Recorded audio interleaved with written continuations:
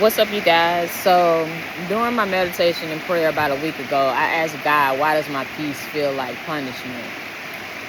I waited a while to allow God to reveal to me with clarity so that I could have a full understanding as why I was questioning why my peace felt so surreal. And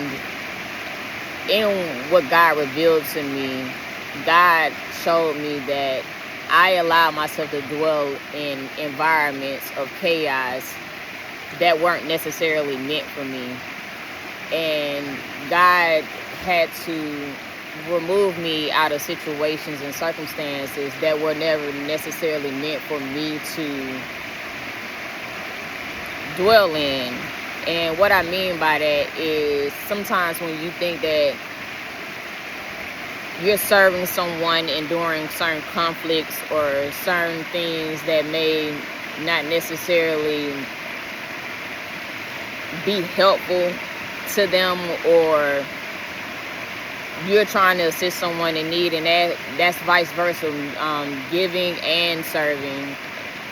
from the standpoint of you giving yourself or somebody giving themselves to you to help assist you through a tough time. God allowed me to see how certain environments are that people like to dwell in, they are chaotic. They cannot function without that. And because I've always been a peaceful person and I always kept an environment of peace around me, the more he grew me in what it was that I was seeking and that I desired based on what he was leading me to, he showed me why I've always steered a different path from what seemed to be like a chaotic environment for me, because it disrupted my peace and my relationship with how God communes with me. There are a lot of people out there that dwell in chaotic environments because they don't know how to dwell without the chaos. It's a lot of people that are comfortable being in chaotic environments when they need stillness and peace, but they don't know how to attain that because they're too afraid to walk away or step away from what they're comfortable dwelling in, even if it's not conducive to their mind, their body, and their soul. I'm grateful that God blessed me to be an individual that knows how to separate myself from a toxic environment at any cost, whether it's involving family, friends, business, or anything related to me not being able to hear God's voice speaking to me, or just feeling the serenity of peace. I can honestly admit that the last 5 years of my life, I found myself living in a manner that was a replica of someone else's lifestyle that I had never actually found myself to be in tune with, but because of the personal things that I wasn't speaking up about that were affecting me, I bit my tongue, and it created a chaotic environment for me personally, mentally and emotionally, to where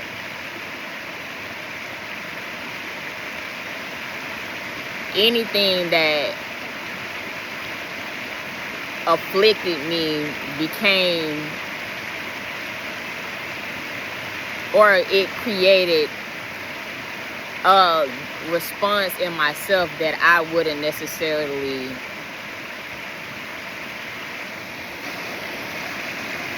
I was being afflicted by things that didn't necessarily affect me directly. I was allowing things to affect me through other people that I didn't necessarily have to allow myself to be afflicted by. But because of my character and the type individual that I am, I'm very protective of those that I love. And even when it comes to just protecting somebody that's unaware of them being attacked, if that makes sense. And what I mean by that is witnessing somebody being attacked in a way that they're not aware that they're being attacked and being manipulated and taken advantage of. But because you can't live somebody's life for them, you have to remove yourself out of the situation to allow them to take the punches in a lesson that is clear that they have not yet learned. And when you try to stand in the way of that, you get hit by what it is that they're turning a blind eye to. And that was a big lesson that I had to make the sacrifice to understand, that some people lessons ain't your lesson, especially when you've already learned how to recognize what is for you and what is not for you. Sometimes you have to stop trying to hold the hand of